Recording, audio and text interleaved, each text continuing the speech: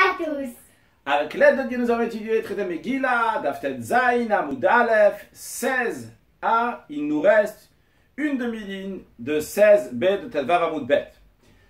On était en train de dire que le roi Achashverosh n'arrive pas à dormir et il a dit d'amener les chroniques, les annales. Donc on a lu ce qui s'est passé et il y a écrit Vayunikraim, on avait appris, donc ça s'est lu de soi-même. Il y a écrit après Vayimatse Chatuv.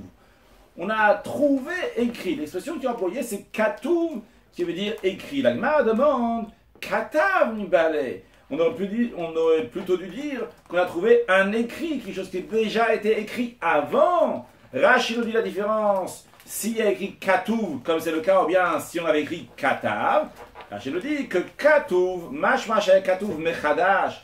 Quand on dit écrit, ça veut dire qu'il venait d'être écrit à l'instant même. Par contre, si on dit Katav, mashma meikara, sous-entendu que ça avait déjà été écrit auparavant.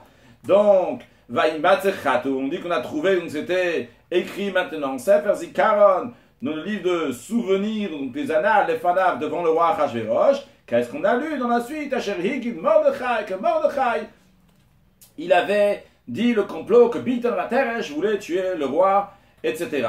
Mais le fait qu'il y a écrit Katuv et non pas Katav, ça dérange la Gemara. La Gemara demande Katav Baele. Et la Gemara nous répond en effet, ça s'écrivait à l'instant même. Pourquoi? Mais Lamed, cela nous enseigne, chez Shimshai Mochek, il y avait Shimshai, qui est le scribe royal, qui était le fils de Haman, qui effaçait les annales dans lesquelles il y avait écrit que Mordechai, il avait sauvé la vie du roi, parce qu'il ne voulait pas qu'on va dire du bien de Mordechai. Mais Gabriel Kotev, l'ange Gabriel, donc inscrivait à nouveau ça dans le livre. Donc c'est la raison pour laquelle donc, on dit que c'était écrit à l'instant même. Donc c'est une forme passive. Vayimatse Chatuv, donc écrite. Donc la manière comment c'est passé, en effet, ça s'écrivait donc par l'ange Gabriel. Rashi Shimshai, c'est le nom de Sofer Amelech, le scribe du roi, que cette personne-là, Son Yisrael Aya, c'était quelqu'un qui détestait le peuple juif. Ou Mimot Koresh Aya, il était déjà le scribe du roi depuis l'époque de Koresh. Comme Shenem appelle ça faire Ezra, comme il est dit dans le livre de Ezra. Chez Kata Sidna al-Binyan Abayit, que ce Shimshai, qui était le scribe du roi, il a écrit au roi Koresh, Sidna, du mal, sur la construction du temple. Parce que Koresh, il avait donné la permission de construire le temple, mais la construction du temple a été suspendue après. À cause de ça, Koresh, il a annulé la construction du temple, il a suspendu la construction du temple qui avait commencé à son époque. C'est à cause de qui? À cause de Shimshai. Même à l'époque d'Achashverosh, il a fait donc d'une telle manière.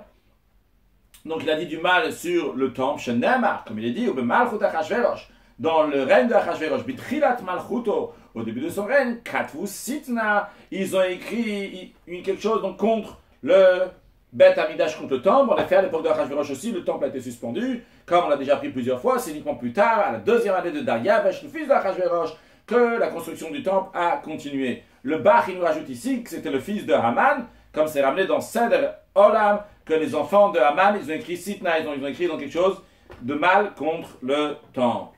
Continue la Gemara, Amarabi Asi, Daraj Rabbi, Sheila Ishkfa Tamata. Il a dit la chose suivante. Si déjà dans quelque chose qui est ici bas dans ce monde-là, dans les annales de Achashverosh, qui est en faveur du peuple juif, donc en l'occurrence, ce qui est écrit pour Mordechai, eh bien, Eino Nimchak ne peut pas être effacé. Alors, Ktav Shel Malan, alors l'écriture donc, qui est là-haut, ce qui est écrit en haut, le Kosh, n'est-ce pas, fortiori, que ce n'est pas effacé, les bonnes choses donc le juif font. Après, le roi Achashverosh, il a demandé, Manasa Yekar Ugdula, quel honneur, quelle grandeur a été faite à Mordechai pour avoir sauvé la vie du roi. Qu'est-ce qu'ils ont répondu? Ils n'ont pas répondu Lonasa Imo Yakar Ugdula, qu'on n'a pas fait d'honneur et de grandeur à Mordechai. Ils ont juste dit Lonasa Imo Davar, il n'y a rien qui a été fait pour lui. Alors le fait qu'ils ont été avares dans leurs mots de dire du bien sur Mordechai, de là, Amarava, il apprend que l'homme de Shoah vinet Mordechai. Ils n'ont pas dit ça parce qu'ils aimaient Mordechai. Parce qu'ils détestaient Haman. Et vu qu'ils détestaient Haman, Ils ont dit pour déranger Haman, même si on fait un petit quelque chose, un davar, juste une chose, un Mordechai, déjà, ça dérangera déjà Haman, mais il n'y a pas besoin de faire Yekar Gdoula, tellement à Mordechai. Et dans la suite de la Megillah, c'est raconté qu'à ce moment-là, il y avait Haman qui était venu dans la cour du roi pour parler de la potence qu'il avait fait pour Mordechai. L'expression qui est employée là-bas, c'est la potence Hechinlo qu'il avait préparée pour lui. Donc pour lui, littéralement, ça veut dire pour Mordechai. Parce que Haman, il voulait qu'on va pendre Mordechai sur la potence. Tanan, c'est dans une braïta, cette expression de Hechinlo, c'est comme dire Lo Hechin, qu'il a préparé la potence pour lui-même, comme Rashi nous dit, Lo Hechin le Tzarech Atzon pour lui-même, parce que finalement, c'est Mordechai ou Haman qui a été pendu. C'est Haman qui a été pendu, donc c'était sa potence qu'il avait fait pour lui-même.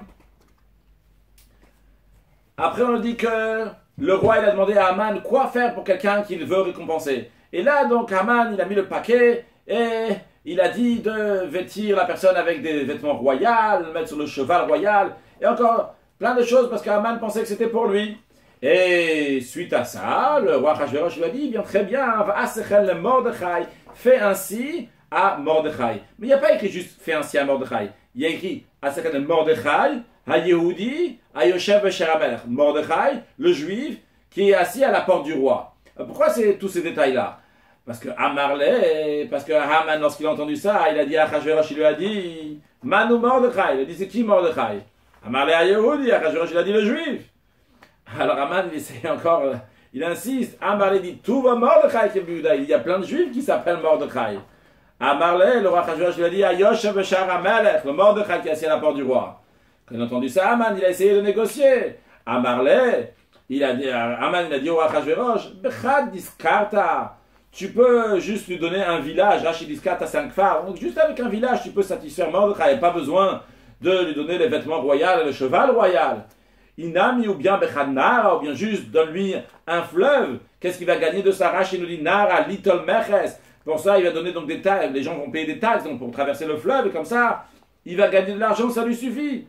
Alors, Amarle, le roi Achashverosh a dit, très très bien. En plus de ce que je t'ai dit, donc maintenant de faire à Mordechai, de le vêtir avec les vêtements royaux et le faire chevaucher sur le cheval royal, eh bien, Hanami avait donne-lui ça aussi, donc un village ou un fleuve. C'est pour ça qu'il a écrit, Al tapel davar mikol ashadi barta, nommez rien de tout ce que tu as suggéré, donc de même ce que tu as rajouté, toi aussi, fais-le en plus, donc de l'honneur royal qui va lui être donné. En effet, dans la Megillah, il a écrit dans la suite que Haman, il a pris le vêtement et le cheval pour aller vêtir Mordechai et le mettre sur le cheval. Hazal. Alors Haman, il est parti chez Mordechai. Il a vu que les sages, comme Rashi nous dit, les Rabbanan Talmidav, ces élèves qui se trouvaient devant lui. Qu'est-ce qu'il était en train d'apprendre avec les enfants, d'après certains, d'après le Midrash, qu'on verra dans la fin, on parlera de ça. Donc avec les élèves, il apprenait au Marvelehu, Ilchot Kmitza les Rabbanan. Il leur montrait les lois de Kmitza à ces sages. La Kmitza, c'est le processus donc, du Korban Mincha. Mincha, c'est une oblation, donc une offrande qu'on amène au temple, qui est toujours au moins à base de farine et d'huile. Et il faut prendre une kmitza. Kmitza, c'est prendre une poignée. La manière qu'on prend la poignée, donc c'est qu'on prend, on met comme ça dans la marmite de farine et on laisse sur le côté, donc on laisse un peu de farine tomber. De l'autre côté, donc juste, il y en a juste comme ça, pas trop plein. C'est la kmitza, donc cette poignée-là après qui va être mise sur l'autel, qui va être brûlée sur l'autel.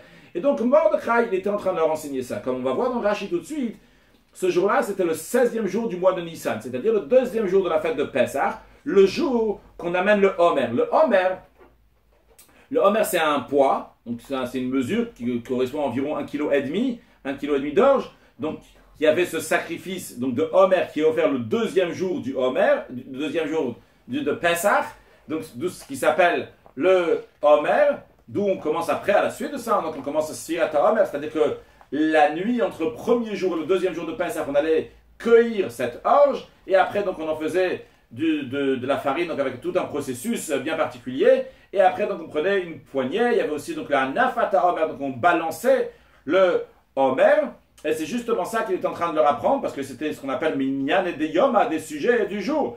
Rashi, ilchot kmitza, il leur apprenait les lois donc de kmitza. Doresh binyan shel yom. Il est en train d'expliquer, donc de discuter, d'étudier donc les sujets du jour. Quel jour? Shisha Asa ben Nissan Haya, c'était le 16e jour du mois de Nissan. Hu Yom Tnufata Omer, c'est le jour du balancement du Omer. Donc dans le processus du Omer, il y avait aussi donc, le fait qu'on balançait, donc à droite, à gauche, en haut, en bas, dans tous les sens. Donc on balançait le Omer. Donc il était en train d'apprendre ce sujet-là. Alors, Kevan de Chazia Mordechai de applique le Kible. Quand Mordechai a vu que Haman se dirigeait vers lui, et il avait dans sa main, donc il avait le cheval, donc il avait avec lui, Mirtat, il a eu peur, Mordechai. Amalo le Rabbanan, il a dit aux sages, il a dit à ses élèves, Hai Rishi al Mital Nafshikat, ce méchant, il vient pour me tuer. Zilu Mikame, partez de devant lui, écartez-vous de lui. Diloti Kavu Bekachato, pour pas vous être brûlé par sa braise. Baishata, Nitatef Mordechai, Vekam Litzot, à ce moment-là, Mordechai s'enveloppait, et c'est avec sa cape, peut-être avec son talit. Donc il s'est levé pour prier. Ata Haman il est venu. Veyati le Kamayo, il s'est assis devant eux. Ve'orich, il a attendu. A des salik Mordechai Litzot, jusqu'à que Mordechai a fini sa prière. Amar le haut, il a dit aux élèves, aux rabbanan, aux sages, et Mordechai aussi là-bas, il a dit Mayas Askitu. C'est quoi le sujet, c'est quoi le thème de votre étude, qu'est-ce que vous avez étudié? Amroulé, ils lui ont répondu. Bisman Shebetamid Kayam, lorsqu'il y avait le temple. Man de Menadev Mincha, celui qui amène un sacrifice, donc qui s'appelle une Mincha dans cette oblation, eh bien, Maïtem le Kruntse de Sulta, il a porté une poignée de farine, et Dieu lui pardonnait les fautes. Et donc, dans le sens ici, comme le commentaire explique, ce qu'il leur a dit aussi, c'est que ce qu'ils lui ont dit à Haman, c'est que même qu'aujourd'hui on n'a pas le temple, le fait qu'on étudie ça, eh bien, ça considère comme si on avait offert et comme si on a été pardonné. Alors, Amar le Hou, alors il leur a dit à Haman, Atam le kumtse kimcha ditrou. Votre poignée de farine à vous, elle est venue. Ça veut dire que c'est juste une poignée de farine, c'est pas grand chose que vous avez, mais votre poignée de farine, elle est tellement forte que ça a repoussé mes 10 000 talents d'argent, ce qu'il voulait verser à Achashverosh pour tuer les Juifs. Eh bien, ça a repoussé et ça vaut plus rien du tout, vu qu'il a compris qu'il était sur le chemin de sa défaite. Alors, quand Mordechai a entendu que Haman dit j'avais 10 000 talents d'argent qu'il voulait donner à Achashverosh, il dit quel argent? Racha! Méchant! Evet shekana nechasim. Si un esclave, il acquiert des biens. Evet lemi, à qui appartient l'esclave? Ou nechasim lemi, tous ces biens à qui ils appartiennent? Ils appartiennent au maître. Donc, notre Mordechai lui dit toi, tu es mon serviteur. Quel argent? L'argent, c'est la mienne. Qu'est-ce que tu as voulu donner à Achashverosh? Rien du tout, tout m'appartient. Bon. Haman, a priori, il n'a pas répondu sur ça. Amarle, il lui a dit à Mordechai, Koum le voshanemane, lève-toi, enfile ses vêtements, Chovaï Sousa, et chevauche sur ce cheval. Pourquoi? Des Bailach Malka, parce que c'est ce que souhaite, ce que veut le roi. Amarle, Mordechai, il a dit, Lo Yachelna, je ne peux pas enfiler ses vêtements et chevaucher sur le cheval du roi, Ade Ayelna, le Bebane, tant que je ne suis pas parti dans la maison de bain, donc pour me laver, ve'eshkol le mazia, et pour couper mes cheveux. De la vorachara, c'est pas convenable, c'est pas respectueux de faire usage des vêtements royaux, des vêtements royaux, dans un tel état, dans l'état que je me trouve. Alors, Shadra Esther, entre-temps, Esther, elle a envoyé Ve'asaritinu le kulub nebane. Elle a caché tous les employés donc des bains, le kulumane et tous les coiffeurs. Rashi ve'eshkol le mazia. Donc Mordechai a dit ve'etol se'ari, je dois couper les cheveux. Et Esther entre-temps à sa tinu tzita l'emnarbien, elle a ordonné à leur propos de les cacher. Umane, donc c'est safarim, c'est des coiffeurs. Safarim, donc tous les coiffeurs. Père le cacher, il n'y a pas de coiffeur, il n'y a personne pour laver Mordechai dans le bain à l'époque, donc il y avait tout un système pour laver les personnes dans le bain. Il y avait quelqu'un aussi qui s'occupait là-bas, ce qu'on appelle un balad en hébreu. Alors, Haman lui-même a conduit Mordechai au bain, il a lavé. Après Haman il est parti chez lui à la maison, il a pris des ciseaux. Il a coupé les cheveux de Mordechai. Pendant qu'il est en train de couper les cheveux de Haman, il est en train de couper les cheveux de Mordechai, Ingad, il a failli mourir, il n'en pouvait plus. Il a fait un soupir. Amarle, Mordechai lui a dit, pourquoi tu soupires? Qu'est-ce qui t'arrive? Tout d'un coup, soudainement. Amarle, alors Haman lui a répondu, La personne qui était estimée par le roi plus que tous les nobles, en faisant référence à lui-même à Haman. Et cette personne, donc Haman, Hashta maintenant, maintenant devient un employé de bain et un barbier. C'est style, je suis descendu d'un niveau très très haut. Alors, Mordechai lui a dit, qu'est-ce que tu me racontes? Amar lui a dit, Racha, n'est-ce pas que tu étais le coiffeur de la ville de Katsum, que tu fais semblant maintenant que tu as toujours été quelqu'un de noble et que tu ne peux pas faire de telles choses? Et que tu es descendu de ton niveau, c'est ce que tu es. Et en effet, c'est dans une braque, que Haman, que pendant 22 ans, Haman, il était le coiffeur du village de Katsum. Bata de Shachir le Baz, il a continué à raconter une fois qu'il a coupé les cheveux à Mordechai. Il avait chinou le man, il a enfilé donc les vêtements, il a fait vêtir les habits à Mordechai. Amarle, maintenant Haman il a dit à Mordechai, sac ou chav, monte et chevauche sur le cheval du roi. Amarle, Mordechai a dit, lo yachilna, je ne peux pas monter tout seul, de chisha, chela metanita, parce que ma force est affaiblie. Tellement que j'ai jeûné, il était le 3e jour de jeûne, puis vu que le jeûne était le 14, le 15 et le 16e jour du mois de Nissan. Donc il ne pouvait pas. Alors, qu'est-ce qu'il a fait? Gachid Vesalik, pour aider Mordechai à monter, qu'est-ce qu'il a fait? Haman il s'est incliné. Et Mordechai a foulé son dos donc pour monter sur le cheval. Qui salik, bad, quand tandis qu'il était en train de monter, Mordechai il a donné un coup de pied à Haman. Alors, Amarle, Haman il a dit à Mordechai, il n'y a pas écrit pour vous dans votre Torah, il n'y a pas écrit Binfalo Yifral. Tismar, quand ton ennemi tombe, il ne faut pas se réjouir. Alors qu'est-ce que tu te réjouis comme ça, tu me donnes un coup de pied quand tu montes? Alors, Amarle, Mordechai lui a répondu, Han Israël, ça c'est uniquement si c'est un ennemi juif. Aval Beditrou, à votre sujet, à votre propos le non-juif. Ktiv est écrit, il y a écrit que vous, donc les juifs, toi, tu as piétiné leur haut lieu. D'où Mordechai est en train de dire à Haman qui méritait bien ce coup. Après, il y a écrit donc que Haman, en effet, il a fait ce que le roi Achashverosh a dit. Va yikra lefana, donc il a pris Mordechai, il a tiré donc Mordechai avec le cheval dans les rues de Shushan, et il a proclamé devant lui, Kachaya Selaïch, ainsi il convient de faire à l'homme, que le roi désire l'honorer. Bien, la Gemara raconte qu'Avanakid ve'azil b'shvila de Haman. Lorsque Haman il était en train de tirer, donc Mordechai, il était en train de passer donc dans la rue où se trouve la maison de Haman. Chazite brat de Kalmaïga, la fille de Haman qui se tenait sur le toit, elle a vu la scène qu'il y avait en bas.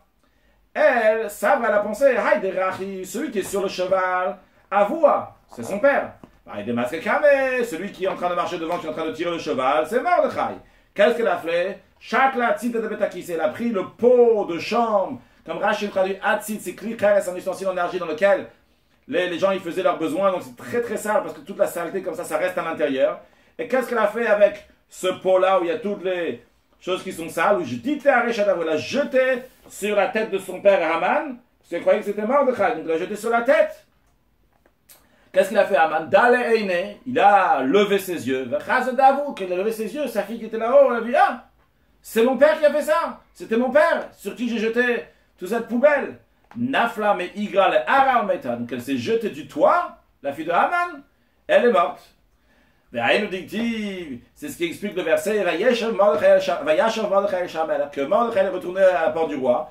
La fin du verset, on va la voir dans un instant, il y a écrit, et d'un autre côté, donc Haman, il est reparti chez lui, Avel Bachafouirosh, endeuillé et la tête couverte. Alors, Rav Sheshet explique le verset, la première partie et la deuxième partie. La première partie à propos de Mordechai, la deuxième à propos de Haman. Amar Rav Sheshet, il a dit, Sheshav, le sac Oltanito. Mordechai est reparti à son sac et à son jeûne, il a continué comme Rachid nous dit Oltanito. Yom Shlish le Tanitaya, c'était le 3e jour de jeûne. Ils ont commencé à jeûner le 14e jour du mois de Nissan, donc 14, 15, 16. On a dit tout à l'heure qu'on était le 16e jour du mois de Nissan. Ah, et Rachid demande une question, a priori tu pourrais demander déjà le 15e jour du mois de Nissan, lorsque Esther s'est présentée chez le roi Achashverosh pour lui dire qu'elle voulait faire un banquet avec Haman et Achashverosh, c'était le 15e jour du mois de Nissan. Et là-bas, il y a écrit Vayi Bayom Ashlishi, c'est le 3e jour. Comment ça se fait que c'est le troisième jour? C'est le troisième jour de jeûne, c'est 14, 15, et 16e jour du mois de Nissan, c'est le troisième jour de jeûne. Rachid nous dit non, il ne faut pas mélanger. Quand il y a écrit, il se fait le troisième jour, que Esther s'est vêtue de royauté. Ce n'était pas le troisième jour de jeûne, mais Yom Shish, c'était le troisième jour depuis qu'on a envoyé ceux qui courent, donc les envoyés, qui vont amener les lettres du roi dans le monde entier pour exterminer le peuple juif. Donc c'est-à-dire à partir du 13e jour du mois de Nissan jusqu'au 15e, 13, 14, 15, Esther s'est présentée le troisième jour depuis le 13e jour du mois de Nissan. Donc dans tous les cas, qu'est-ce qu'il est pas de mort? Il est reparti à son jeûne. En effet, le jeûne n'était pas fini. Par contre, et Haman s'est précipité chez lui à la maison, Avel vachafui roche, en deuil et la tête couverte. Pourquoi ces deux expressions-là? Avel en deuil, albito sur sa fille qui venait de mourir. Vachafui roche et sa tête couverte. Pourquoi? Al-Sheira, lorsqu'il venait de lui arriver ce qu'elle avait déversé sur sa tête. Lorsque Haman est rentré chez lui, il va s'appeler Haman Zeresh Ishto l'chol Avav. Haman il a raconté à Zeresh sa femme, à tous ses amis, etc., tout ce qui lui arrivait. Et dans la suite, il y a écrit que ces sages, les Chachamav, ces sages lui ont dit. C'est pour ça que la Gemara demande, car elle est au Avav. Au début, on les appelle ses amis intimes. Après, car elle est au Chachamav, après, on les appelle donc ces sages. C'est les mêmes personnes pourtant. Rabbi Yochanan dit, tout celui qui dit une parole de sagesse, même s'il appartient aux nations du monde, Nikra Chacham, il appelait un sage. Et vu qu'ils lui ont répondu quelque chose, une sagesse, c'est la raison pour laquelle ils sont appelés Chacham les sages. C'est quoi la grande sagesse qu'ils lui ont dit? Ils ont dit comme ça à Haman. Ils lui ont dit, si Mordechai est d'ascendance juive, eh bien, tu ne pourras pas le vaincre. Tu vas tomber devant lui.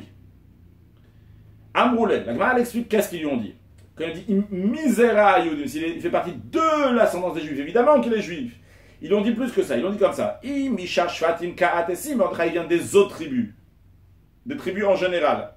En exception des tribus qu'on va dire dans quelques instants. Yachazle. Tu pourras le vaincre. Par contre, Mishevet Yehuda, ou Binyamin, Ve'Ephraim, ou Menashe, s'il fait partie de la tribu de Yehuda, donc son ascendance c'est la tribu de Yehuda, ou bien que son ascendance c'est la tribu des enfants de Rachel, donc de Binyamin ou Yosef qui a eu Ephraim et Ménaché, eh bien, lo yachatle, tu ne pourras pas le vaincre. D'où déjà Rashi, im zera yudim, yesh zera ba yudim. Il y a une ascendance chez les Juifs, il y a une zera, donc une lignée chez les Juifs, chez im ou ba mehem, que s'il vient de l'otuchalo, tu ne pourras pas le vaincre. D'où on sait que c'est justement Yehuda, Binyamin, Ménaché, Ephraim. La Gemara elle explique, Yehuda, à propos de Yehuda, son père Yaakov l'a béni en disant que ta main sera sur la nuque de tes amis. Donc ça veut dire que tu ne pourras pas le vaincre si la tribu de Yehuda. Inar, les autres, c'est-à-dire si c'est de Binyamin ou Ephraim ou Ménaché, dit-il, il y a écrit Lifne Ephraim ou Binyamin ou Ménaché, devant Ephraim, Binyamin ou Ménaché, Orad Guratacha, suscite ta puissance, donc tu ne pourras pas le vaincre. Et en effet, et ils avaient raison, parce que Yehuda du côté de sa mère, Mordechai du côté de sa mère, venait de la tribu de Yehuda, et du côté de son père, de la tribu de Binyamin. Il n'y avait aucune chance que Haman va pouvoir le vaincre. Seulement quoi? Ils lui ont dit, qu'est-ce qui va t'arriver? Qui nafol tipol lefanav. Tu vas tomber devant lui. L'expression, il dit, elle est double ici. Nafol tipol. Tomberas, tu tomberas devant lui. Pourquoi cette double expression? Daraj Rabbi Yehuda bar Ilai. Rabbi Yehuda bar Ilai a interprété pourquoi ces deux chutes? Amroulo, parce qu'ils l'ont dit comme ça. Ils ont dit à Haman, ses amis, donc ses sages, ils l'ont dit c'est bien sûr le peuple juif. Vrai, il est comparé à la poussière, mais aussi comparé aux étoiles. Kshen Yordim, lorsqu'ils descendent, Yordim Adafar, ils descendent jusqu'à la poussière. Mais Kshen Olin, quand ils montent, Olin Akochavim, ils montent jusqu'aux étoiles, ils montent très très haut. Donc ça va être une double défaite pour toi. Premièrement, tu vas tomber, ton plan il va tomber. Et en plus de ça, les ennemis dont tu détestes le plus les juifs, ils vont monter très très haut. Et pendant qu'il y a toute cette histoire-là, et ses amis, et ses sages sont en train de lui dire et lui parler, mais Gila nous raconte que Vesaris et Amel Rigiou, que les eunuques du roi arrivèrent, Vaya Vilou, ils ont bousculé, ils ont poussé, ils ont affolé Haman qui se dépêche, donc pour aller au festin que auquel Esther l'a invité. Mais là, cela nous enseigne chez Viu Bebeha, là, qui l'ont amené dans un état de confusion. Rachid nous traduit, c'est quoi cette confusion-là? Mais là, chez Viu Bebeha, il n'a pas encore eu assez de temps pour bien se laver des saletés que sa fille, qui était morte, elle avait lancé sur lui, donc le pot qu'elle avait lancé sur lui. Après, quand on est à nouveau dans ce deuxième banquet, bien Achashverosh demande à Esther quelle est sa requête. Et Esther demande que sa vie lui soit donnée. Et elle dit comme ça: sache, Kininkanu aniveami, car nous avons été vendus, moi et mon peuple. Donc déjà, Esther, elle a fait un grand dévoilement ici pour le roi Achashverosh, parce qu'elle lui a dit de quel peuple elle est, qu'elle est du peuple juif. Et en plus de ça, vu qu'à chaque fois il y a écrit en Esther Magalet Molata Vetamal, il dit pas ni son peuple, ni sa généalogie. Là, ici, il lui a tout dit. Il lui a dit aussi qu'il est de la lignée du roi Shaoul, donc qui était roi. Et elle lui a dit donc, c'est qui? Et elle lui a dit donc elle fait partie du peuple juif. Et elle lui dit que l'oppresseur, celui qui veut tuer les juifs, que l'oppresseur, il n'en a rien à faire. Il ne soucie pas du tort qui va être causé au roi de la mort des juifs. Ambralo. Alors la Gemara, elle explique qu'est-ce qu'elle lui a dit exactement. Elle lui a dit comme ça: Sarzé, cet oppresseur, il ne soucie pas du tort qui est causé au roi. Lui, il était jaloux, cet oppresseur donc de Vashti, donc ce qui était le cas, donc ce qui s'est passé donc avec Vashti, avec Haman, donc il a dit le conseiller de tuer Vashti. Les quatre là, il a tué. Hashta maintenant, maintenant il est jaloux de moi, donc de Esther. Moi aussi, il veut me tuer. Alors lorsque le roi Achashverosh a entendu ça, a priori comme s'il ne savait pas de ce qui se passait. Le roi Achashverosh, il a dit, il a dit à la reine Esther: c'est qui cette personne-là qui veut faire une telle chose? Elle lui a répondu. Mais déjà la Gemara s'arrête sur Vayomer Amelech Achashverosh, Vayomer, double expression là. Le roi Achashverosh a dit, et il a dit à Esther la reine. Vayomer, lama, la Gemara demande pourquoi l'expression Vayomer elle est dit deux fois. Amar Rabbi Abao a dit Bitri là au début, elle est Turgeman. Jusqu'à présent, lorsque le roi Achashverosh parlait à Esther en public, il lui parlait avec un interprète, un intermédiaire. Parce que ça ne se fait pas de parler avec quelqu'un d'ordinaire directement avec. Quand il était en privé avec elle, il parlait directement, mais en public, il y avait un intermédiaire, un interprète. Lorsque elle lui a dit, donc descend de la lignée royale, donc du roi Shaoul, Miyad tout de suite va Yomer l'Esther Amakadir. Directement, il a parlé à Esther la reine. Non pas, il a dit, le premier Vayomer Amalach Achashverosh, il a dit le roi Achashverosh, il parlait à quelqu'un d'autre. Et l'autre, il traduisait, il parlait avec Esther. Mais là, Vayomer l'Esther Amakadir, directement, il a dit, je parle à Esther. Et Rachid, j'aurais dû faire avant, Chauvet Choshesh. Donc on a dit que l'oppresseur ne porte pas souci au tort causé au roi, donc il n'est pas Choshesh. Rachid nous dit, donc il ne craint pas, il ne se soucie pas de ce qu'il va y avoir pour le roi, il veut me tuer. Donc, en tous les cas, le roi Achashverosh lui dit, c'est qui cette personne-là? Qu'est-ce qu'elle répond à Esther? Esther l'a dit. Elle n'a pas juste dit Haman, elle a dit Ish Tsar Ve'oyev, un homme hostile et ennemi. Haman a rasé ce méchant Haman.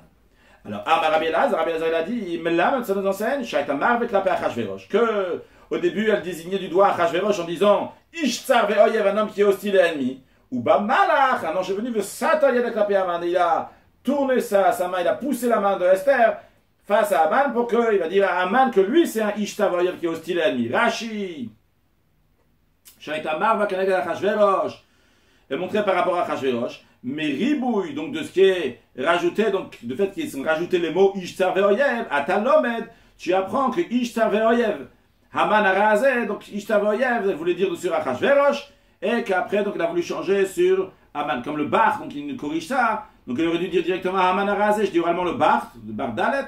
Donc il aurait dû dire directement Haman a rasé, mais il voulait dire sur Achashverosh. Et sur Haman, il veut dire Haman a rasé. Et donc l'ange a poussé son doigt, qu'il va dire directement sur Haman. Suite à ça, la Megillah nous raconte, lorsqu'il a entendu ça, le roi Achashverosh est très en colère. Le roi s'est levé dans sa fureur et il s'est rendu donc au jardin. Et Esther, pendant ce temps-là, Haman il est resté à côté de Esther pour demander grâce à Esther. Et on nous raconte qu'après, le roi, il revient du jardin du palais. Pourquoi il y a besoin de dire qu'il est revenu du jardin du palais? On sait, s'il est parti au jardin, quand il revient du jardin. Pourquoi il y a besoin de souligner qu'il revient du jardin du palais? Makishiva le Kima, le verset ici veut comparer le retour du roi comme au moment où il s'est levé. Pourquoi? De la même manière, quand le roi il s'est levé du banquet pour se rendre au jardin, donc il était en colère, en fureur. De la même manière aussi, quand il est revenu du jardin, il était en colère. Pourquoi qu'est-ce qui s'est passé dans le jardin qu'il a rendu en colère? Il était parti là-bas pour se calmer. Là-bas, il est parti dans le jardin, des Hazar, il est parti, il a trouvé les anges officiants, des dames qui sont apparus comme des hommes. Il est en train de déraciner les arbres du jardin du roi Achashverosh. Le roi leur a demandé, qu'est-ce que vous faites ici? Vous êtes en train de détruire mon jardin. Amroulé, les anges de service qui étaient là-bas, qui sont en train de déraciner les arbres, ils ont dit, c'est Haman qui nous a ordonné de faire ça. Alors le roi dans le jardin, il était en colère. Donc il est revenu à la maison. Donc aussi il était en colère. Il est parti en colère, il est revenu aussi en colère. Et en plus de ça, quand il revient à la maison, qu'est-ce qui se passe? On nous raconte que vers Haman Nofel à la mita, que Haman, il a vu que Haman est tombant sur le lit sur lequel Esther se trouvait. Alors la Gemara analyse c'est quoi cette histoire? Après il écrit Nofel, qui va Haman Nafal. Quand tu dis Nofel, Rachel dit que l'expression de Nofel, la chaîne Osé Veoler, c'est quelque chose dont il est en train de se faire en continu. Il est actuellement, maintenant, il est Nofel. Il continue à être Nofel, il continue à être tombé. Alors seulement quoi? On fait toujours le Rachid nous dit la réponse d'Agmara. Nofel, en effet, il tombe. Verotzeliskov, il veut se redresser vers Malach, le mélange, il le fait constamment retomber encore une fois. Donc, l'Agmara demande sur l'expression de Nofel, je reprends un peu en arrière, donc l'Agmara, bien qu'on a déjà vu la réponse dans Rachid, Nafal, il fait écrire qu'il est tombé au passé. Amar Elazar a dit, mais Lamed, Sheba Malav, Pilo Alea, cela nous enseigne qu'un ange, il est venu, il a fait tomber sur elle. Et là, quand il a vu ça, Amar, il a dit, Vaime Beta, Vaime Bara, malheur à l'intérieur, malheur à l'extérieur. De partout, ici, Haman il est en train de faire des malheurs, ça ne va pas du tout ce qui se passe. Donc le roi il a dit, Agam Lirbosh et Amal Kaimi Babaï, quoi même tu veux prendre la reine, et Kovesh la reine, donc quand je suis dans la maison. Alors il s'est mis très en colère, et à ce moment-là, il y avait Chavon qui était un des eunuques du roi, et qui a dit, il y a la potence que Haman il a préparée. Alors ici, Chavon, quand il dit ça, dans Megillah, il a l'air de quelqu'un de bien, qui vient aider Mordechai. Mais la Gemara dit, Amar Elazar, ce n'était pas le cas. Chavona, le méchant lui aussi, il faisait partie de ce conseil-là, donc de ce complot-là de Haman pour pendre Mordechai. Mais vu qu'il a vu que le conseil ne se réalisait pas, ça veut dire que Haman n'était pas en train de réussir, et ça n'allait pas dans le bon sens, ça allait plutôt dans le sens de Mordechai. Qu'est-ce qui s'est passé? Miyad Barar, tout de suite il s'est enfui. Quand il dit s'est enfui, c'est pas dans le sens littéral qu'il est parti, mais ça veut dire, il est parti du clan de Haman, il a dit maintenant je suis plus avec Haman, je suis plutôt avec Mordechai. Et c'est pour ça qu'il a dit, donc il y a la potence que Haman il a fait pour pendre Mordechai, et en effet, le roi a dit donc de pendre Haman sur cette potence, et la Gemara nous dit que ce comportement de Chavona correspond bien à ce qu'il dit dans le verset Vaïnudictive. Donc il y a écrit que Dieu jettera sur lui l'impie et il ne va pas s'apitoyer. Au lieu de le soutenir, eh bien son allié d'origine va s'enfuir. Rashi va yashlech alav hakadosh baruch hu. C'est que Dieu, il envoie, il jette sur lui, sur le rachat, mashtir puran utala racha. Donc il envoie le châtiment sur l'impie, sur le méchant. Bli chamla, sans pitié. Miyado baroach ivrach. Et donc ceux qui étaient dans sa main, ceux qui étaient avec lui, qui étaient alliés à l'origine avec lui, vont se sauver. Rashi traduit, bnei siyato. Donc ceux qui sont de son équipe, sa suite, va travailler avec ses amis, Bochemiado se sauve du rachat, vu qu'il voit que ça ne marche pas ce qu'il est en train de faire. Donc le roi en effet a pendu Haman. Et après il écrit Vachamat Amalach Shachach, à la colère du roi s'apaisa. Maintenant, quand il écrit s'apaiser, on aurait pu Shachach. D'ailleurs, il y a écrit avant aussi dans la Megillah l'expression de Shachach, seulement avec un seul chaf, non pas avec deux chaf. Pourquoi il y a écrit ici donc avec deux chaf, shachacha? La raison elle est, pourquoi c'est deux apaisements? Alors il y a deux explications. La première qui nous dit que c'est achat shel malko shel olam, une c'était la colère du roi du monde, donc au début il avait la colère sur le fait que les Juifs étaient prosternés à l'idole à l'époque de Nebuchadnezzar, que maintenant cette colère s'est apaisée. Une deuxième colère qui s'est apaisée, c'est celle de Achashverosh contre Haman. Ça c'est une explication. Deuxième explication, la Gemara dit, Ve'amrela, il y en a qui disent que Achat shel Esther, l'une, c'était donc la colère que Achashverosh il avait contre Aman parce qu'il avait voulu tuer Esther, qui était juive. Achat shel Vashti, l'autre à cause que Aman, dans ce qu'il avait fait avec Vashti, qu'il avait tué en effet Vashti. Rashi, Achat shel Esther, chez Kaus Achashverosh. Achashverosh était en colère, elle a marché Asa Aman Esther. C'est ce que Aman il a fait à Esther. On n'est pas obligé de dire que, comme je dis, que c'était parce qu'il avait voulu tuer Esther. Tout simplement, le marché Asa Esther, tout simplement qu'il s'est retrouvé donc sur le même lit que Esther lorsqu'il est rentré dans la maison.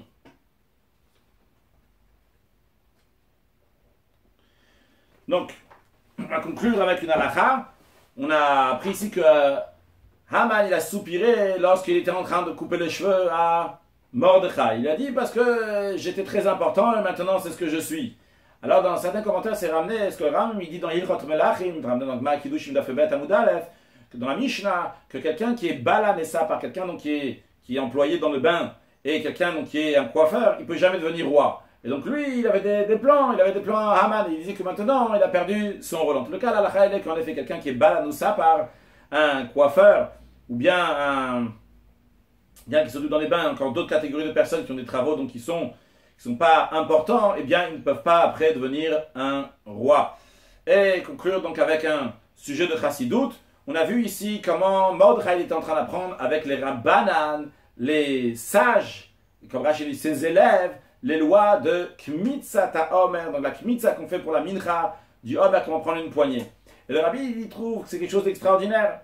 Mordechai c'était quelqu'un de très important, on parlait du roi. Il y avait Esther aussi qui est très importante. Mais pourtant les Juifs ce qu'ils ont fait, ce n'était pas tout de suite courir au palais et voir maintenant qu'est-ce qu'on peut faire avec les diplomates. La première des choses, ils ont fait tchouva, ils ont jeûné, ils ont étudié la Torah. Et quelle sorte de Torah ils ont étudié? Non pas la Torah qu'on peut, comme le rabbi dit dans la Sikha, que les gens ils vont devenir Rashbahag, Rabban Shebnei Agola, qui vont étudier des grandes choses. Ils ont étudié des choses pshutot, des choses simples, et même des choses qui ne donnent même pas de l'actualité concrète, qu'on ne dit pas l'actualité, bien sûr, Rachel dit c'est minyané de Yom, avec des choses dans lesquelles tu ne vas pas devenir un ci et ça. Il n'y avait pas le Bet Amidash actuellement, mais ils apprenaient Kmitzat HaOmer. D'ailleurs, le rabbi dans la Sikha, il lit donc cet enseignement qu'on appelle dans la Gemara avec ce que le Midrash dit, que Mordechai il a rassemblé 22 000 élèves. Ces 22 000 élèves-là, donc il dit que c'était les enfants qui étaient là donc pour apprendre ces lois-là. Et bien sûr, l'enseignement, il est que lorsqu'il y a quelque chose qui ne va pas matériellement, la première des choses qu'il faut, c'est arranger les choses spirituellement. Une fois qu'on arrange les choses spirituellement, que spirituellement les choses vont mieux, on a arrangé là-haut, bien automatiquement après, ici-bas, les choses vont aller bien. Mordechai savait que la raison pourquoi il y avait un décret, c'est que les choses là-haut n'allaient pas bien. Lorsque les Juifs, ils ont fait tfila, ils ont fait teshuva, donc ils sont repentis, ils sont retournés vers Akadosh Baruch Hu, ils ont étudié la Torah, et bien par cela, automatiquement, ça enlève donc tous les problèmes qu'il y a ici-bas. Et bien sûr, l'enseignement, le rabbi le dit, c'est dans la vie de tous les jours. Quand on veut avoir une meilleure vie matérielle, et bien pour cela, il y a besoin de renforcer le spirituel. Et du spirituel, automatiquement, ça vient dans le matériel. Et bien qu'aujourd'hui, on ne voit pas ça. Mais lorsque Mashiach va venir, on va voir directement le lien entre le matériel et le spirituel. C'est d'ailleurs une des raisons pourquoi il y a écrit que lorsque Mashiach va venir, les choses vont pousser, l'agriculture va pousser très très vite. Aujourd'hui, ça met toute une procédure jusqu'à que la lumière divine s'exprime dans cette matière, jusqu'à que la chose va pousser. Mais lorsque Mashiach va venir, les choses vont se passer directement, très très vite, très prochainement. Une excellente journée.